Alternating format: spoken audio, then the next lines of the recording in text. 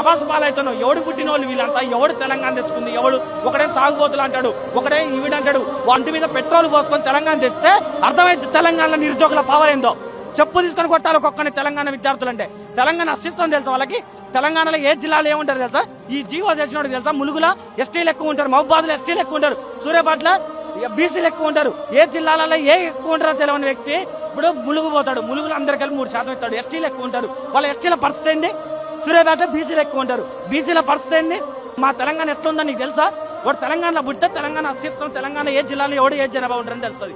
నువ్వు తీసుకొచ్చి 40 లక్షలు ఖర్చు పెట్టి సుప్రీంకోర్టు మెట్లెక్కుతున్నావు. మేము వచ్చాము సుప్రీంకోర్టులో ఆడ రైల్వే స్టేషన్లో మేము పండుతాం, నువ్వేం ఏసీ గదులను పంతావు. నువ్వు ఎవడికి అసలుకి నీకు ఏ హక్కు ఉందని నువ్వు ఏసీ గదులను పంతావు మా డబ్బులతోటి? మేమేం ఫుట్పాత్ మీద పండాలా? కోర్టు కేసు రోజు కళ్ళమ్మ నీళ్ళు వస్తానే 18 మందిని చంపారు.